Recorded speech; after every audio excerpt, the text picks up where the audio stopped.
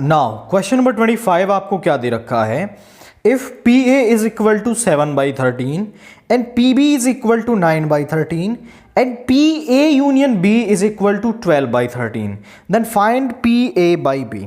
तो जरा देखिए, पी ए की वैल्यू आपको दे रखी है 7/13, पी बी की वैल्यू आपको दे रखी है 9/13 and P A union B आपको दे रखा है 12/13। Then find the value of P A by B. तो पी ए बाई बी का फॉर्मूला क्या होता है, by conditional probability P A intersection B upon में पी बी। तो आपको इसके लिए क्या चाहिए होगा, पी ए इंटरसेक्शन बी की वैल्यू चाहिए। देखो पी बी तो हमारे पास है, but P A intersection B और चाहिए। तो हमारे पास एक फॉर्मूला होता है that P A union B is equal to P A plus P B minus P A intersection B. तो जरा देखिए, पी ए यूनियन बी की वैल्यू दे रखी है आपको 12/13, पी ए दे रखा है 7/13, पी बी दे रखा है 9/13 minus P A intersection B. इसको इस तरफ ले आएंगे ना, इसको यहां ले जाएंगे आपका। तो P A intersection B is equal to LCM आ गया 13, 7 + 9 और ये हो जाएगा माइनस का 12। तो 7 + 9 इज 16 एंड 16 - 12 इज 4/13। तो पी ए इंटरसेक्शन बी क्या आया है आपका 4/13। नाउ हमें निकालना था पी ए बाई बी। तो इसमें वैल्यूज में पुट कर देंगे हम यहां पर, P A intersection B 4/13, P B आपको दे रखा है 9/13, 13 से 13 कैंसिल हो गया 4/9। तो पी ए बाई बी की वैल्यू क्या आई है आपकी 4/9 आई है इस क्वेश्चन के लिए। तो केवल आपको यह फॉर्मूला लर्न रखना है एंड देन इसके बाद आप इजीली इस क्वेश्चन को कर सकते हैं। नाउ क्वेश्चन नंबर 26 आपको क्या दे रखा है, if modulus of A vector plus B vector is equal to modulus of A vector minus B vector. तो कंडीशन दे रखी है आपको कि modulus of A vector plus B vector जो है वो modulus of A vector minus B vector के बराबर है, where A vector and B vector are non zero vectors. और जो यहां पर ए वेक्टर और बी वेक्टर है वो नॉन जीरो वेक्टर्स हैं, then show that A vector and B vector are perpendicular vectors. तो ए वेक्टर और बी वेक्टर को आपको परपेंडिकुलर प्रूव करना है। तो आप क्वेश्चन को करने से पहले थोड़ा कंडीशन को दिमाग में क्लियर करेंगे कि हमें पहुंचना कहां पर है या फिर क्या कंडीशन हमें लेके आनी है। तो देखिए, दो वेक्टर्स परपेंडिकुलर कब होते हैं, यदि दो वेक्टर्स का जो डॉट प्रोडक्ट है वो 0 के बराबर आ जाए तो हम कह सकते हैं कि ये जो ए और बी दो वेक्टर्स हैं वो परपेंडिकुलर हैं आपके। तो मुझे यहां से इस कंडीशन से ए डॉट बी को 0 दिखाना होगा, तभी मैं कह पाऊंगा कि ए और बी क्या हैं आपके परपेंडिकुलर वेक्टर्स हैं। अब जरा देखिए, अगर modulus of A vector plus B vector modulus of A vector minus B vector के बराबर है तो इनका स्क्वायर भी क्या होगा आपका बराबर होगा। हम ऐसा लिख सकते हैं, विच इंप्लाइज दैट नाउ अब modulus of A vector plus B vector का आप यहां पर फॉर्मूला लगाएंगे तो वो क्या होता है, मॉड्यूलस ऑफ ए वेक्टर का square plus modulus of b vector का square plus 2a vector dot B vector is equal to, इसका फॉर्मूला लगाएंगे तो वो क्या होता है, मॉड्यूलस ऑफ ए वेक्टर का square plus modulus of b vector का स्क्वायर और यहां पर आएगा minus sign minus 2a vector dot B vector. यहां पर इससे ये कैंसिल हो गया, इससे ये कैंसिल हो गया, इसको इस तरफ ले आएंगे तो 2a vector dot B vector plus minus का था प्लस का हो जाएगा a vector dot B vector is equal to 0। यहां से हमें मिला 4a vector dot B vector is equal to 0, a vector dot B vector is equal to 0। अब डॉट प्रोडक्ट 0 है, so a vector and b vector are perpendicular. तो हमने prove कर दिया कि ए वेक्टर और बी वेक्टर क्या है आपके परपेंडिकुलर हैं। तो इस तरीके से तो आपको ये फॉर्मूले लर्न होने चाहिए कि इसको हम किस तरीके से ब्रेक कर सकते हैं। अगर ऐसा हो कि आप एग्जाम में ये फॉर्मूला भूल जाएं तो दूसरा तरीका देखिए कि आप इसे किस तरीके से कर सकते हैं। देखिए जरा, हम a vector dot A vector को लिख सकते हैं मॉड्यूलस ऑफ ए वेक्टर का स्क्वायर। तो इसी फॉर्मेट को यूज करते हुए हमने इसको modulus of A vector plus B vector के स्क्वायर को क्या लिख सकते हैं, उसी का 2 बार product, a vector plus B vector into A vector plus B vector is equal to, इसको लिख सकते हैं ए vector minus B vector into A vector minus B vector by that format, या फिर आप इसे रीजन में भी लिख सकते हैं because A vector dot A vector is equal to modulus of A vector का स्क्वायर। अब इसकी मल्टीप्लाई कीजिए, A vector into A vector, ये हो जाएगा A vector dot A vector, यहां पर A vector dot B vector. अब इसकी मल्टीप्लाई करेंगे, B vector dot A vector plus B vector dot B vector is equal to, अब इसकी मल्टीप्लाई कीजिए, A vector dot A vector plus यहां पे आएगा minus A vector dot B vector, इसकी मल्टीप्लाई करेंगे तो माइनस बी वेक्टर डॉट ए vector और माइनस माइनस प्लस हो जाएगा B vector dot B vector. इस फॉर्मूले से हम इसको लिख सकते हैं मॉड्यूलस ऑफ ए वेक्टर का स्क्वायर। अब क्योंकि A vector dot B vector बराबर होता है आपका बी वेक्टर डॉट ए वेक्टर के, तो इसको आप लिख सकते हैं ए वेक्टर डॉट बी वेक्टर और इसको भी लिख सकते हैं ए वेक्टर डॉट बी वेक्टर। ये बन गया बी वेक्टर के मॉड्यूलस का स्क्वायर इज इक्वल टू, ये है मॉड्यूलस ऑफ ए वेक्टर का square minus A vector dot B vector, और बी वेक्टर डॉट ए वेक्टर को आप लिख सकते हैं minus A vector dot B vector, और ये बन गया बी वेक्टर के मॉड्यूलस का स्क्वायर। अब इन दोनों से ये दोनों कैंसिल हो जाएंगे, यहां हो गया twice of A vector dot B vector, और इसको इस तरफ लाएंगे तो plus 2 of A vector dot B vector is equal to 0।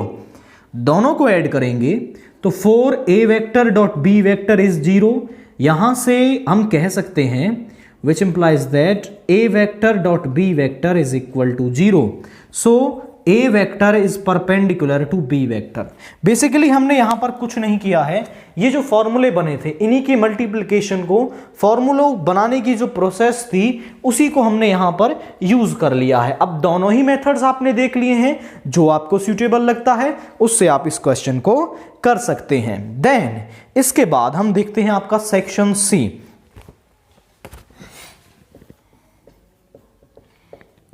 Section C में क्वेश्चन नंबर 27 आपको क्या दे रखा है, जरा देखिए। Sine of sine inverse 1/5 plus cos inverse x is equal to 1। अब जरा देखें, मुझे यहां से x की वैल्यू निकालनी है, तो x की क्या वैल्यू यहां से आएगी, ये जो साइन यहां पर है इसको मैं यदि इस तरफ लेके जाऊंगा तो ये क्या बन जाएगा आपका, ये साइन इनवर्स बन जाएगा, साइन इनवर्स ऑफ 1। और आप देखें तो साइन इनवर्स 1 की वैल्यू को जरा हम सॉल्व कर लेते हैं। यहां पर आप यहां पर भी सॉल्व करके दिखा सकते हैं। Let sine inverse 1 is equal to theta, तो यहां से sine theta is equal to 1। Sine 1 किस पर होता है आपका, साइन 1 होता है π/2 पर, तो इस 1 को आप लिख सकते हैं साइन π/2। साइन से साइन कैंसिल हो गया, थीटा इज इक्वल टू π/2, मतलब इस पूरी टर्म की वैल्यू आएगी π/2। तो यहां से sine inverse 1/5 plus cos inverse x is equal to π/2।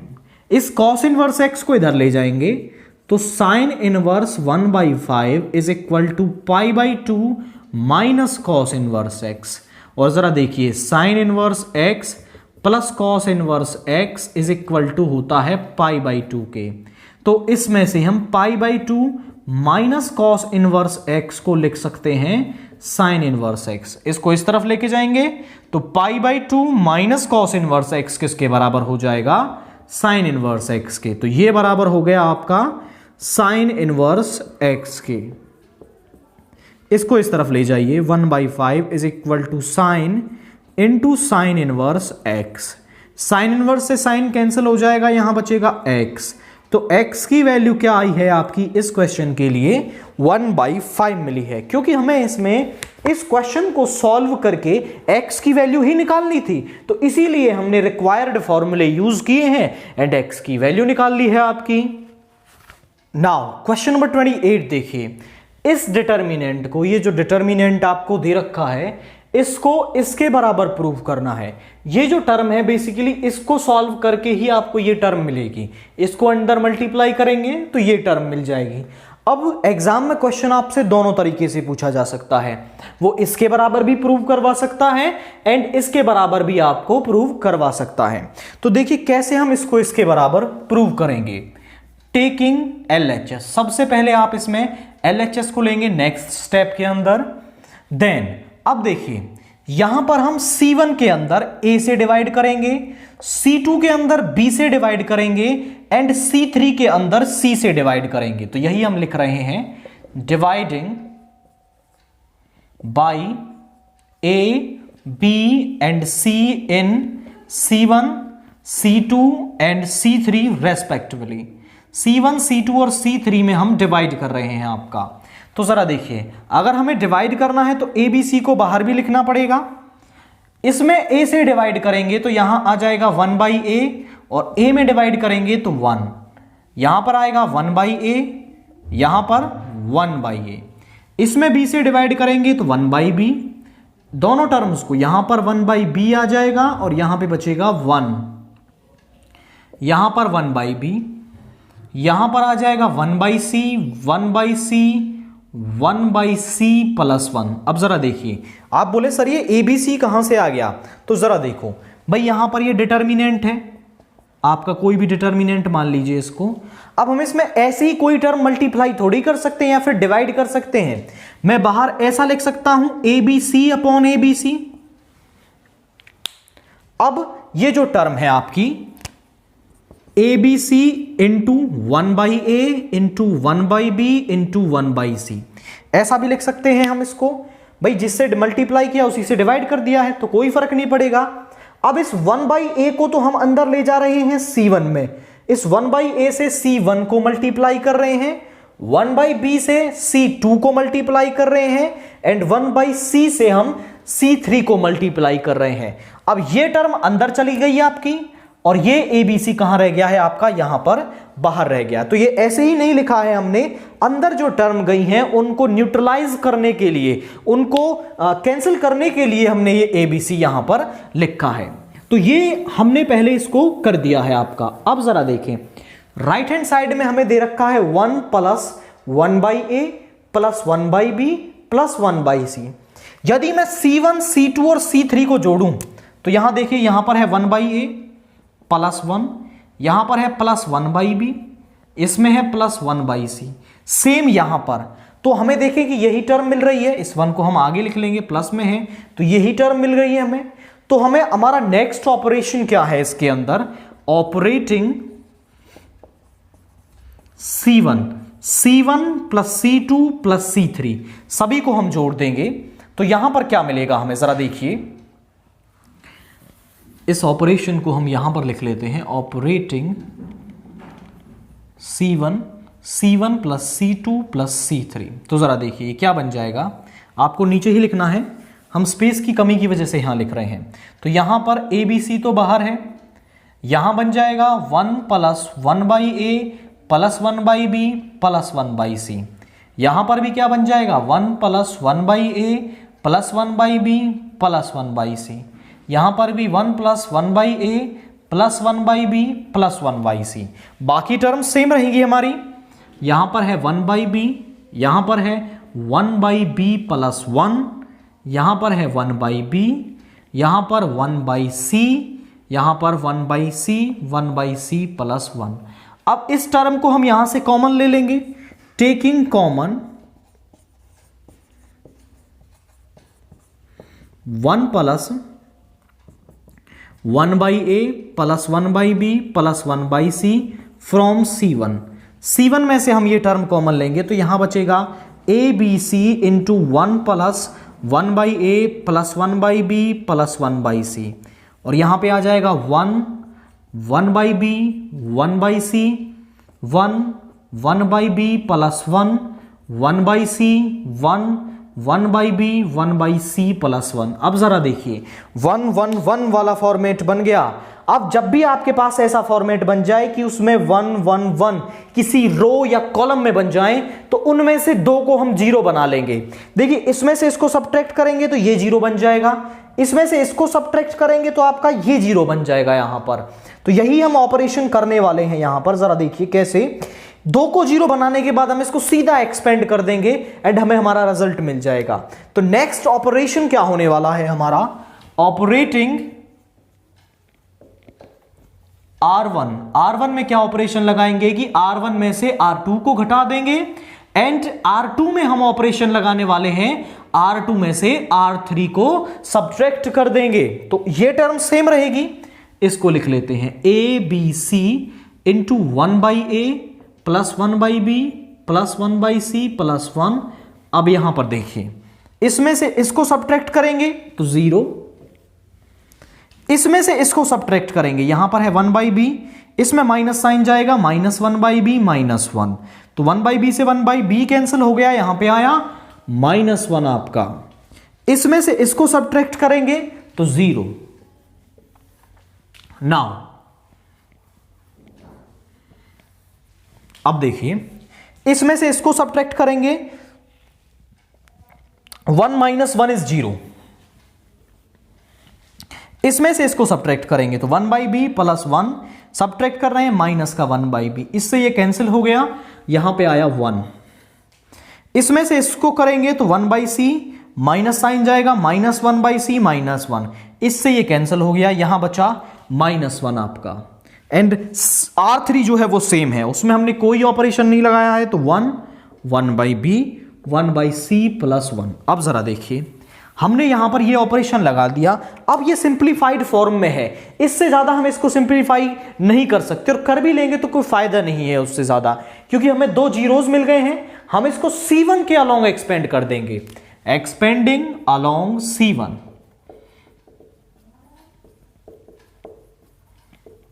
तो यहां पे आ गया ABC into 1 plus 1 by A plus 1 by B plus 1 by C into पहली टर्म 0।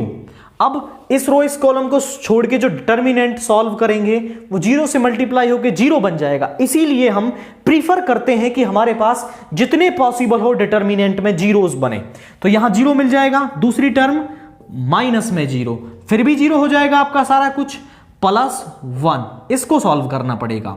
इस रो इस कॉलम को छोड़ दिया तो ये डिटर्मिनेंट बचा है, -1 into -1 is 1 and 1 minus 0 is -0। Okay, अब जरा देखिए ABC into 1 plus 1 by A plus 1 by B plus 1 by c, और यहां पे बचा 1 माइनस 0 बच गया 1। इसको अंदर मल्टीप्लाई कर देते हैं, तो यहां पे क्या आ जाएगा ABC इंटू, यहां पे इससे मल्टीप्लाई करेंगे तो ABC, अब इससे मल्टीप्लाई करेंगे तो A से A कैंसिल हो जाएगा प्लस BC, इससे मल्टीप्लाई करेंगे तो B कैंसिल हो जाएगा प्लस AC, इससे मल्टीप्लाई करेंगे तो C कैंसिल हो जाएगा प्लस AB। और आप चेक कर लें कि यही क्या है, आपको राइट हैंड साइड दे रखी है। अब आपको जरा यहां पर प्रूव करना होता तो यहां पे छोड़ देते हम इसको, और हमें अगर वो बोलता कि यहां तक लेके आइए क्वेश्चन को तो हम उसको यहां पर छोड़ देंगे। दोनों देखिए बस एक स्टेप आगे आना है आपको, तो दोनों ही तरीके से वो आपको क्वेश्चन पूछ सकता है एंड सेम प्रोसीजर को फॉलो करके आपको दोनों राइट हैंड साइड यहां पर आप बना पाएंगे इस क्वेश्चन के लिए।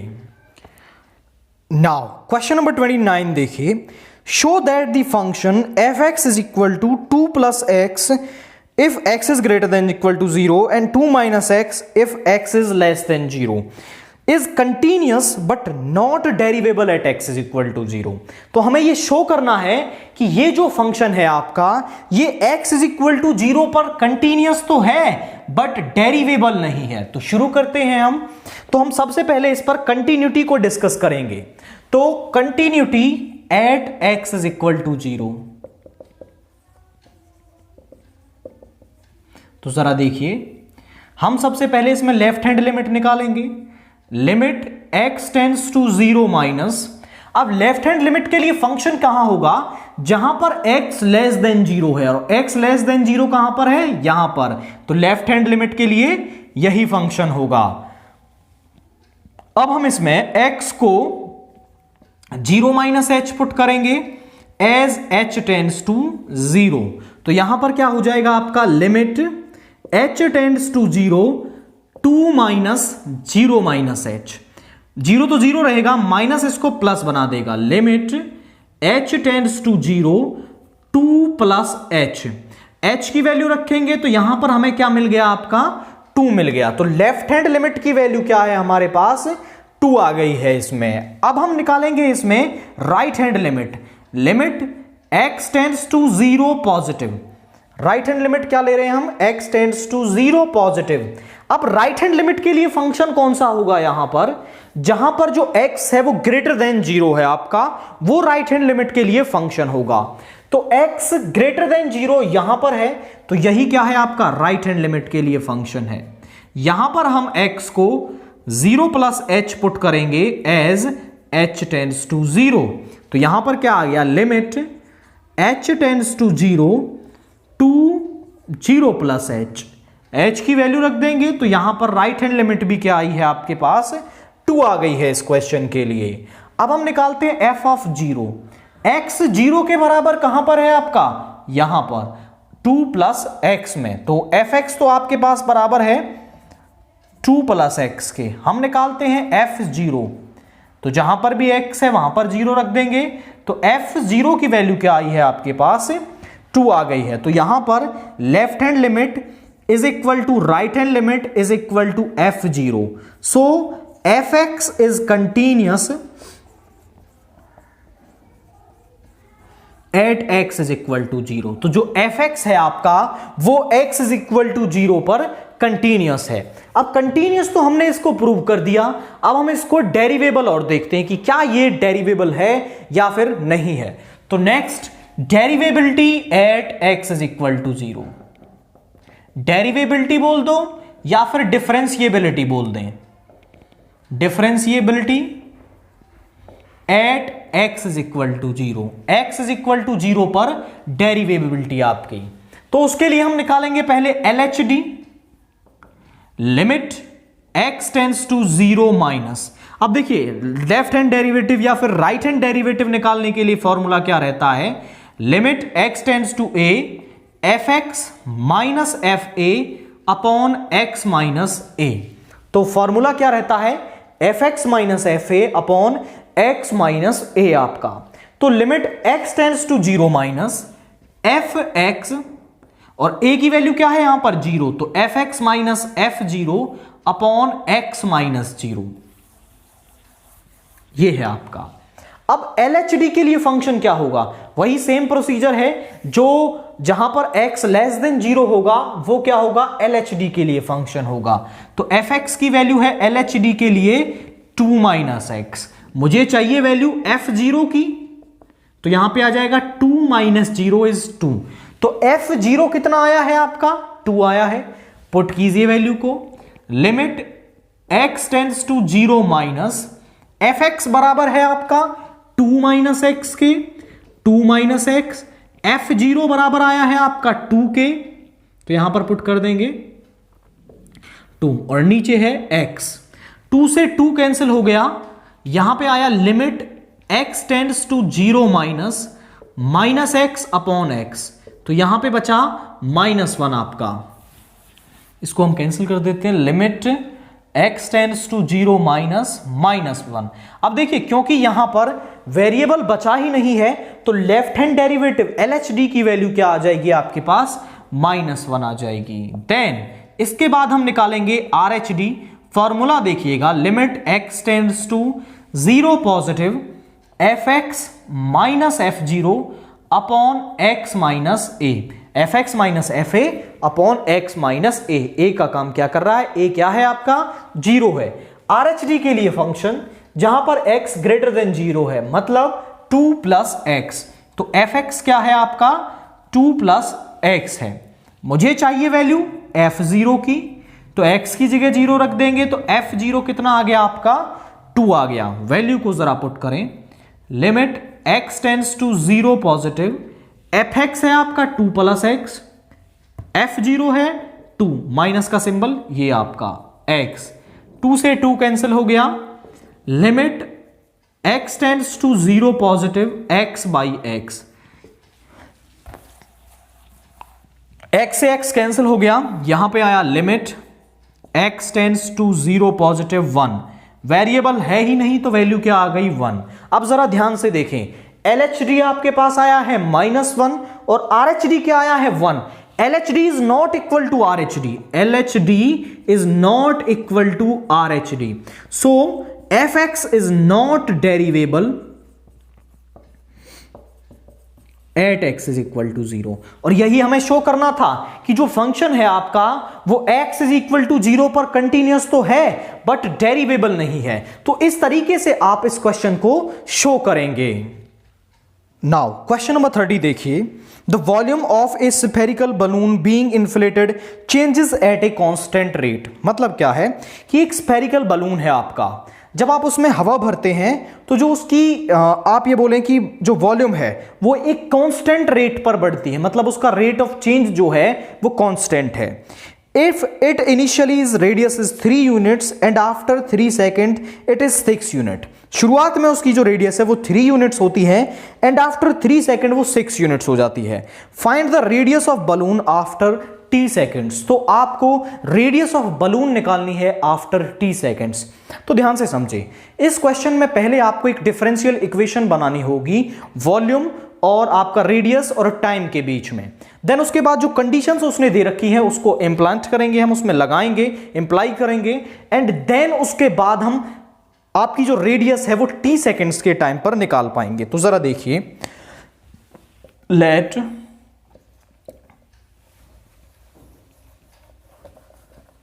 r is the radius and v denotes the volume.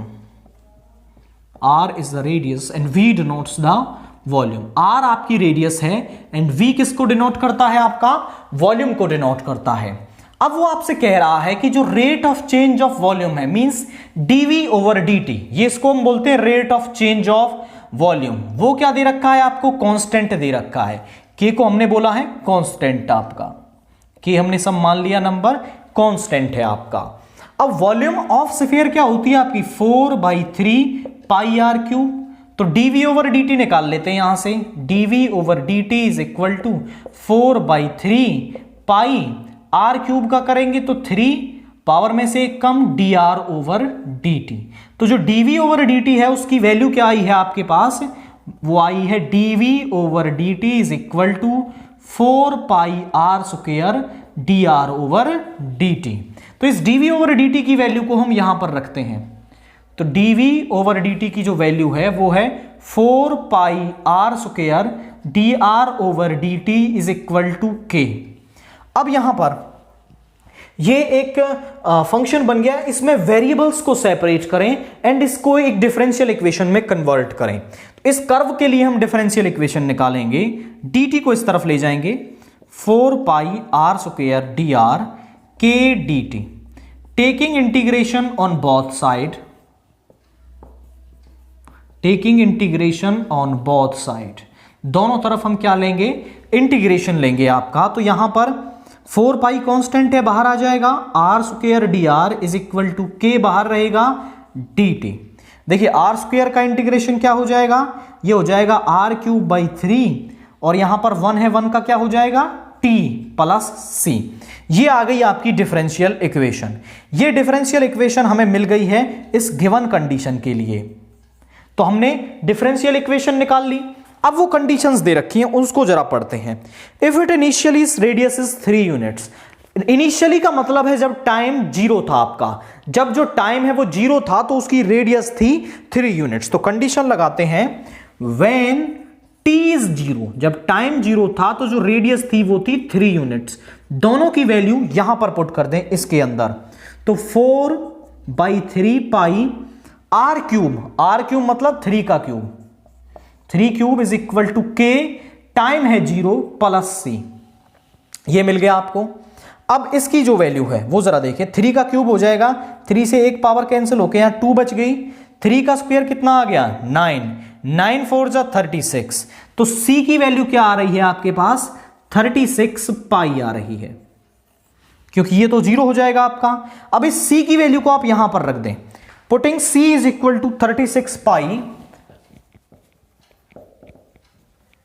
C is equal to 36 pi in equation second. Equation second में हम इसको पुट करेंगे तो यहां पर क्या बन जाएगा 4/3 pi are cube is equal to, यहां पर है आपका KT plus 36 pi, KT plus 36 पाई।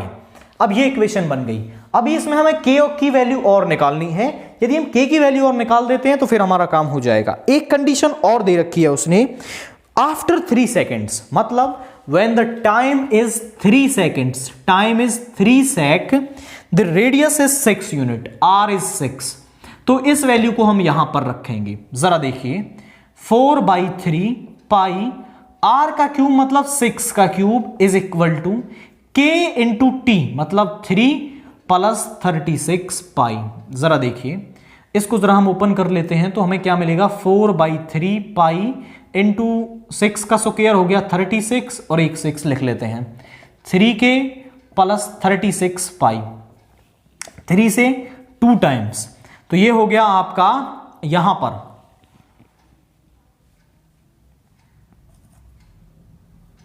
288 पाई। इसको इस तरफ ले आते हैं, minus 36 pi is equal to 3k। 3k की जो वैल्यू है वो क्या आ गई है आपके पास 3k इज इक्वल टू यहां पे हो गया 8 minus 6 is 2 and 8 minus 3 is 5, 252 पाई। 3 से कैंसिल करेंगे इसको, 3 8 are 24 and 4 टाइम्स, तो k की वैल्यू क्या आई है 84 पाई। अब k की वैल्यू भी हमें मिल गई, k मिल गया हमें और c मिल गया यहां पर, तो c और k की वैल्यू को हम यहां पर पुट कर देंगे आपका, या फिर k की वैल्यू को आप यहां पर पुट कर दीजिए। तो ये आ जाएगा आपका 4/3 pi are cube is equal to 84 pi T plus 36 pi plus 36 pi. यहां पर अब इसको इधर ले जाते हैं 3 को, तो यहां हो जाएगा pi are cube is equal to, ये क्या रह गया आपका 3 से मल्टीप्लाई होगा, 3 4 जा 12, 1 3 8 जा 25, 252 पाई टी प्लस 3 की मल्टीप्लाई इससे करेंगे 108 पाई। अब इस पाई से डिवाइड कर देते हैं पूरी इक्वेशन को, R cube is equal to 252 pi T plus 108 pi upon में पाई। पाई से पाई कैंसिल हो जाएगा जब इसको दोनों के अपॉन में लिखेंगे आप, तो पाई अपॉन में पाई, पाई से पाई कैंसिल हो गया, R cube is equal to, okay there is a mistake, यहां से 4 पाई आर क्यूब है तो इसको थोड़ा करेक्ट कर लेते हैं, 4 यहां पर चला जाएगा, 3 से मल्टीप्लाई हो गया, 4 पाई ले जाते हैं दोनों के अपॉन में, 252 pi t upon 4 pi plus 108 pi upon 4 pi. तो जरा देखिए पाई से तो पाई कैंसिल हो गया और 4 से ये हो जाएगा आपका 63 और पाई से पाई 4 से ये हो गया आपका 27। तो आर क्यूब किसके बराबर आया है आपका, आर क्यूब बराबर आया 63t प्लस 27। इस क्यूब को इधर ले जाएंगे तो r is equal to 63t plus 27 की पावर 1/3, और यही क्या है आपकी रेडियस है इस क्वेश्चन के लिए। तो जरा समझें भाई, पहले हमने किया क्या है, वो बोल रहा था कि जो वॉल्यूम है वो किस रेट से चेंज हो रही है, वो कांस्टेंट रेट से चेंज हो रही है, तो हमने dv/dt को k ले लिया, सम कांस्टेंट। आप कुछ और नंबर भी ले सकते हैं, कुछ और वेरिएबल भी ले सकते हैं यहां पर। तो v 4/3 पाई आर क्यूब होता है, तो dv/dt मैंने निकाल लिया, वो आ गया 4 pi are square dr/dt। Then इसके बाद हमने इसकी वैल्यू को पुट किया और यहां से इस फॉर्म में आ गए, वेरिएबल्स को सेपरेट किया, इंटीग्रेट करके हमने डिफरेंशियल इक्वेशन बना ली t और r में, आपकी t और r में हमने इक्वेशन बना ली। अब उसने हमें कंडीशन दे रखी थी when t is 0 r is 3 units. जब t 0 था आपका तो r कितना था, 3 यूनिट्स था आपका। तो यहां से इन वैल्यूज को पुट करके इस डिफरेंशियल इक्वेशन के अंदर मैंने c की वैल्यू निकाल ली।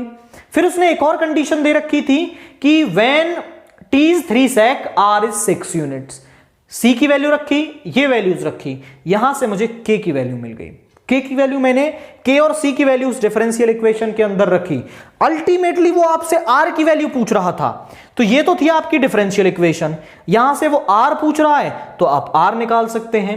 यदि वो यहां पर t पूछता है तो t आप निकाल लेंगे, इसको इस तरफ ले जाएंगे, t की वैल्यू भी यहां पर बता सकते हैं। वो पूछ ले कि t की वैल्यू बताइए इन टर्म्स ऑफ r, तो आप t की वैल्यू भी बता सकते हैं। r पूछा था, हमने r निकाल दिया है इस क्वेश्चन के लिए। नाउ क्वेश्चन नंबर 31 देखिए, A and B throw die alternatively till one of them gets a 6 and wins the game। तो देखिए A और B जो हैं, दो मेंबर्स हैं, वो गेम खेल रहे हैं और गेम वो डाई के साथ खेल रहे हैं। जैसे मैं A हूं और मेरे साथ एक बंदा है जो क्या है, B है आपका। मैं डाई को फेंकता हूं, अब यहां पर मैंने डाई फेंकी, यदि मेरा 6 आ जाता है तो यही गेम फिनिश हो जाएगा, मैं गेम जीत जाऊंगा। अगर मेरा 6 नहीं आता, 6 नहीं आता है तो गेम आगे बढ़ेगा, कोई और नंबर आता है तो जो बी है उसकी बारी आएगी, वो डाई को फेंकेगा। अगर उसका 6 आ जाता है तो वो गेम जीत जाएगा एंड वहीं पे गेम फिनिश हो जाएगा। 6 के अलावा उसका कोई नंबर आता है तो फिर से मेरा नंबर आएगा एंड इसी तरीके से ये गेम आपका चलता रहेगा। अब वो कह रहा है find their respective probabilities of winning, उनके जीतने की प्रोबेबिलिटी बताइए दोनों की। इफ ए स्टार्ट्स फर्स्ट, यदि ए जो है वो गेम को शुरू करता है, इसमें भी फर्क है, अगर बी शुरू करेगा, ए शुरू करेगा, इसका भी फर्क रहता है आपका। तो देखिए लेट, हम इसमें मान लेंगे E1 denotes the event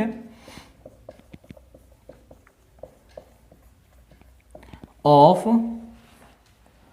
E1 denotes the event that A gets the 6, कि A को 6 मिले, and let E2 denotes the event that B gets the 6।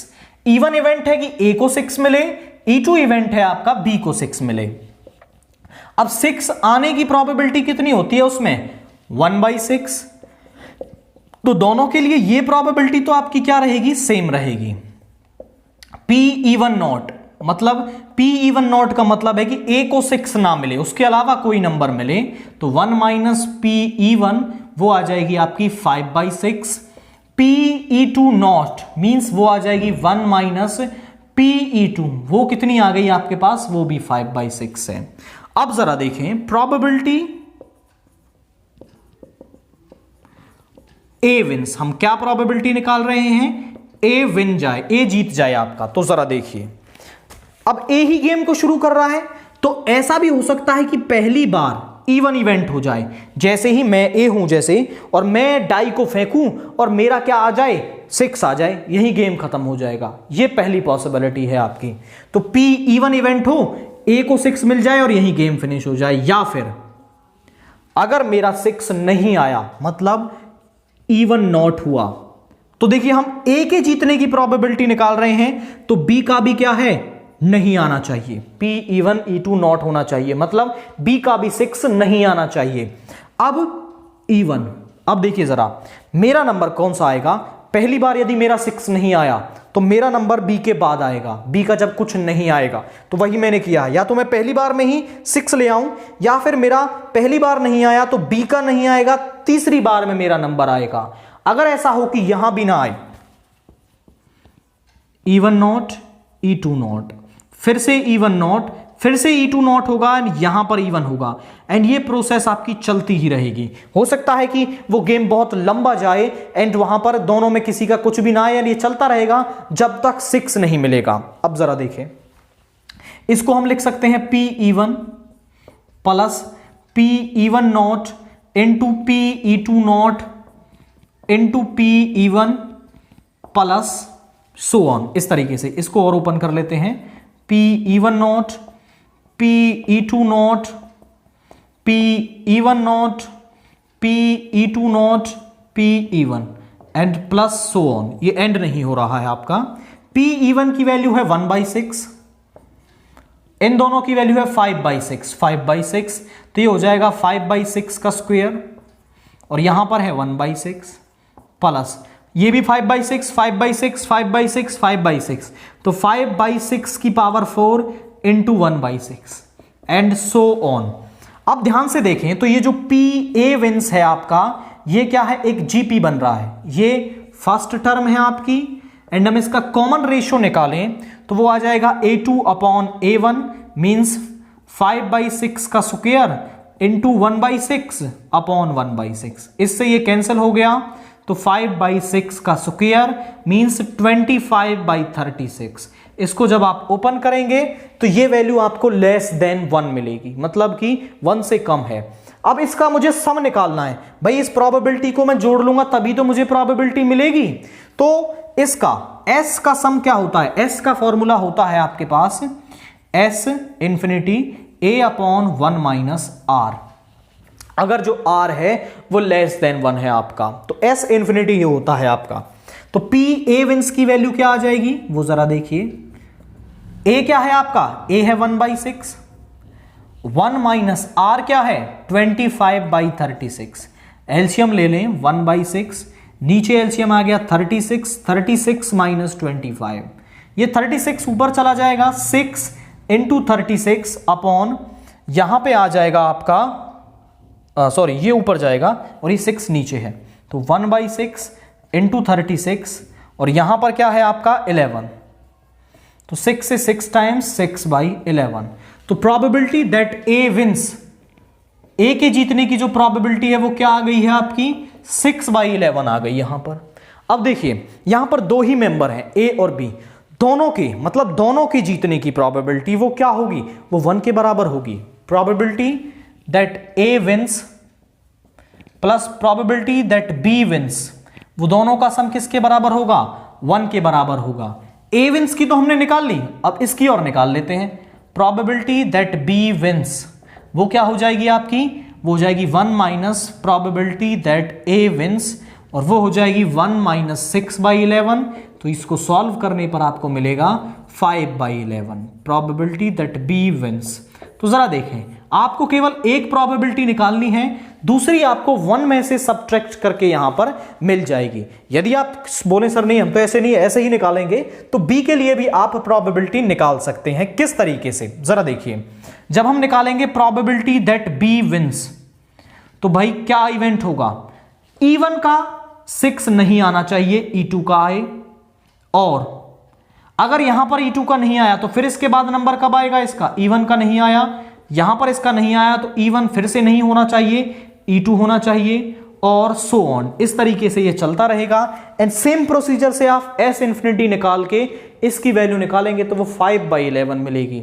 But इतना आपको करने की जरूरत नहीं है, आप सीधा A विंस की प्रोबेबिलिटी निकालें और उसको 1 में से सब्ट्रैक्ट करके आप probability of B winning, B के जीतने की प्रोबेबिलिटी इजीली बता सकते हैं। नाउ सेक्शन डी का क्वेश्चन नंबर 32 आपको क्या दे रखा है, if A is equal to this matrix then evaluate, तो आपको वैल्यू निकालनी है A इंटू A ट्रांसपोज की, second part A transpose into A की, and show that A into A transpose and A transpose into A are symmetric. तो पहले तो आप इन्हें की वैल्यू निकालेंगे और फिर दोनों को ही क्या दिखाना है, आपको सिमेट्रिक दिखाना है। तो पहले हम इसमें A ट्रांसपोज की वैल्यू निकाल लेते हैं। A ट्रांसपोज किसके बराबर होगा आपका, भाई पहली रो पहला कॉलम बन जाएगी -1 इंटू 3, दूसरी रो दूसरा कॉलम बन जाएगी, तीसरी रो तीसरा कॉलम बन जाएगी आपकी। अब सबसे पहले A पार्ट में मुझे वैल्यू निकालनी है A इंटू A ट्रांसपोज, तो वैल्यूज पुट करते हैं 2 -1 3 2 -1 2 इंटू A ट्रांसपोज 2 1 2 -1 2 -1 3 0 2, इन दोनों की मल्टीप्लाई करनी है। तो जरा देखिए मल्टीप्लाई करने पर हमें क्या मिलेगा, यहां पर पहली रो की पहले कॉलम के साथ, तो 2 into 2 is 4, -1 into -1 is +1, 3 into 3 is 9। उसके बाद पहली रो दूसरे कॉलम के साथ, तो 2 into 1 is 2, -1 into 2 is -2, and 3 into 0 is 0। पहली रो तीसरा column 2 into 2 is 4, -1 into 1 is 1 and 3 into 2 is 6।